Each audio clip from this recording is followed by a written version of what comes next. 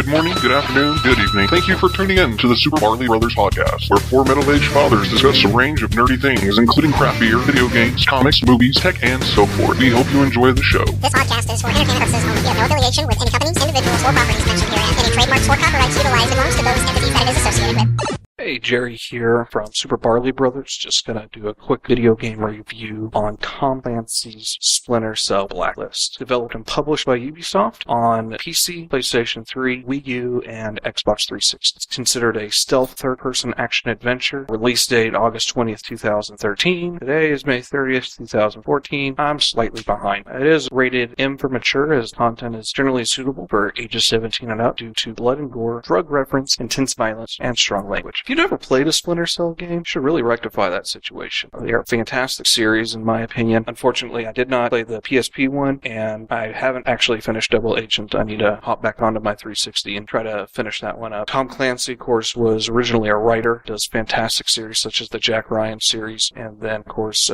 they've really made his name a brand. You go read some Tom Clancy books, too. They'll get you hooked. So anyways, I digress. I do admit I am kind of a fanboy of Ubisoft in general, and anything Tom Clancy. Splinter Cell, Ghost Recon, Rainbow Six, etc. So I might be a little biased when it comes to this game. Quick synopsis. This is going to be your first game out of the Splinter Cell series. I do have a link in the blog that'll take you to the Ubisoft page, and they give a really good Splinter Cell backstory. Kind of sums up what Sam Fisher and third, now fourth echelon is. But in this game, Blacklist, terrorist organization known as the Engineers. They initiate a terror ultimatum called Blacklist. It's a countdown of escalating attacks on U.S. interests, both on domestic and foreign soils. Why are they doing this? Some countries have basically had enough of U.S. military presence on foreign soil. These attacks will stop if and when the troops are pulled out. And of course, the United States of America has an I do not negotiate with terrorists policy. Post-Conviction, Conviction was the previous game for Splinter Cell. Sam Fisher went into a private security business with his good friend Vic. Vic was actually injured. He and Vic were in a chopper in the first Blacklist attack. And then Madam President brought together fourth echelon. So we had third echelon before, now we're to fourth with the fifth Freedom Rights license to kill, reporting only to her. So very Black Ops, covert type situation. Sam Fisher, who's played by Eric Johnson, goes to Michael Ironside. Kind of a blow to me when I found that out. But we'll get into voice acting here in a bit. He's Sam Fisher's the protagonist, teaming up with Anna Grimm's daughter, who goes by Grimm, and also new actress Kate Drummond does Grimm. She's been the handler for Sam ever since the beginning. New character Isaac Briggs, played by Dwayne Murphy, is a former CIA agent that is now operating as the field operator and as a backup for Sam Fisher. Charlie Cole, who's played by David Reel, is the tech and expert and computer hacker from the private security force with Sam and Vic, and when Vic got injured, Sam recruited Charlie to come help him get to the bottom of this. And little twist, the antagonist from Conviction is actually returning in this game. Andre Coben, played by Elias Tupis, and I mispronounced that, joins the team on the Paladin, which is the fourth echelon base in the sky. And Majid Siddiq, who is played by Carlo Rota, is the terrorist leader and main antagonist in the story. What you're going to do in this, you're going to journey as Sam Fisher through 13 main campaign missions and 14 fourth echelon side missions. I'm not going to go into too many details of the story. I want to try to keep this a little bit more spoiler free, but I will say that it is a very compelling story. It's well told, and there were a couple of I didn't see that coming moments, especially in that final mission, both from Briggs' perspective and Sam Fisher's perspective. Now, one of the things that was carried forward from Conviction, in Conviction game, they introduced a lot of new things that you hadn't had in previous Splinter Cell games. One of them was a sonar goggle, which basically you can flip that on, and it uses sonar to penetrate walls,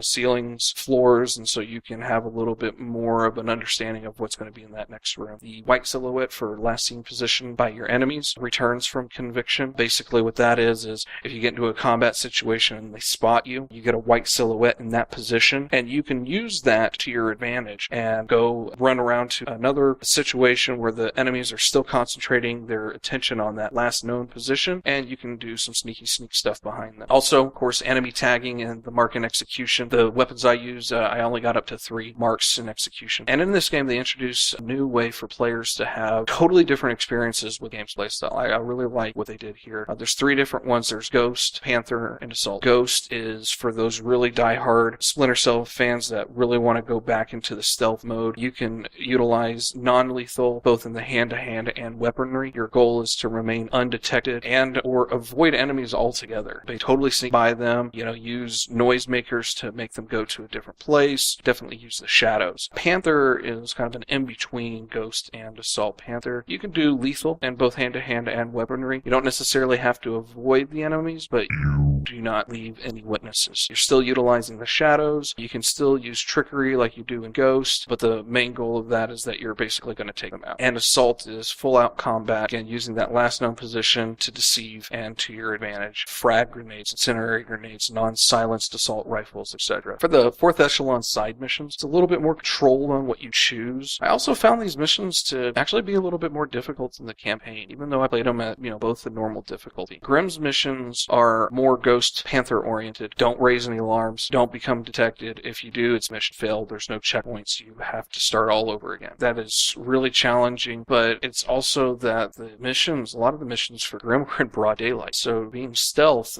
definitely is a little bit more difficult in that situation. Coben's missions are somewhat similar to Grimm. He does have in his missions where there's certain checkpoints. If you do raise an alarm, as opposed to being game over, reinforcements come in. One time I went to a point where I had one person out of 30 left, and I don't know what happened. He spotted me. Bam. I've got 20 more people on me. So that was kind of a disappointing thing. Charlie's missions reminded me a lot of Firefight Horde mode. I had 2 different loadouts when I noticed this. I had a stealth loadout, and then I decided to have an assault loadout. On Charlie's missions, I definitely went with a more combat-oriented, more armor. I could still use some of the stealth devices, but in a pinch, I wanted to bring out my assault rifle that was not necessarily silenced. I wanted to throw frag grenades to try to get out of a certain situation, things of that nature. You can still use shadows to your advantage. He had some both daytime and nighttime missions, so you have that capability. There are 5 different waves, each getting more difficult either by a number of individuals or class of individuals. Assault-oriented combat armor individuals, dogs, regular people situation. On the 5th wave, you had to capture a high-value target HVT within a certain time frame. Luckily, each wave is a checkpoint. After the 5th, you have an option to continue on through another 5 waves, or you can do an extract. And for the purpose of getting through the game, I always chose to extract. Probably going to go back and see what that has to offer above and beyond the first 5 missions. Fortunately, I didn't have anyone to play with as far as the Briggs co-op missions, so I fortunately don't have any feedback for that, nor do I have any feedback on Mercs versus Spies, but I've heard a lot of good things when it comes to that multiplayer aspect. My personal stats on this, I played with a PC on a gamepad, again, normal difficulty. According to Raptor, I have a game rank of Elite, probably because I played for 24 hours and 37 minutes. Completed 21 of the 47 achievements. Looking at the pros and cons around this game. Again, might be a little biased, really like Ubisoft, Tom Clancy, Splinter Cell. Graphics for current gen, because this was not on Xbox One or the PS4. I personally thought the graphics were great. I read a lot and heard a lot that people were a little disappointed in it, but I thought they were good, especially the environment. The lighting and shadows is really huge in this game because it's a stealth game, and I think that within each level you had great opportunities to either take out lighting and then use shadows to your advantage and things of that nature. And of course, people's always been a difficult thing, and I think that it's definitely gotten better as time has gone on. Audio, the Foley sounds and the soundtrack really fit the mood that the writers were going for, and it enhanced the experience rather than distract for it. Definitely added to some suspenseful situations, when you did an assault takedown and you chopped them in the throat and brought them down. I mean, they did really good job of putting you in that kind of a feeling. Gameplay, the environment itself was amazing. So many different paths that you could take and hide, get to the same objective. You can use the environment to your advantage, taking out the lights either with a gunshot or an EMP, exploding fire extinguishers for basically a makeshift smoke bomb at that point, flammable barrels for a more of assault base going in there. So pretty good environment itself. And then of course choice. I mentioned earlier you go a full out assault or totally sneak around in a stealth mode. The armored guards forced you to think more, to observe the environment, to understand the path that they were taking. Though at times it could be frustrating, in the end, more times than not, it was rewarding. With an armored guard, even if you do a mark and execute, it's just going to take off their helmet. And unfortunately you can't mark them twice. So you have to be able to think about what you're going to be accomplishing. If you're going to do a mark and execute, if you're going to try to sneak up behind or from above and try to take them down that way. Replayability. While in a mission, that you discovered when you didn't want to be because you were trying to go for them, or Ghost. You can do start, restart from that last checkpoint. You can go back to your SMI and replay 4th echelon missions and campaign missions with all the upgrades in place. So you can change the difficulties. You can have more stealth, more assault. Get it, you know that you did total assault on this one, but now you want to try total Ghost on that one. So you can get some different feels for the same story. As I mentioned earlier, that gives you the option to begin with. So, I could have one situation in a mission that I chose, and my friend Scott could have a totally different one. Even though it was the same mission, same difficulty, but because of the way we played, we get a different experience out of that. I think that's really cool. Cons.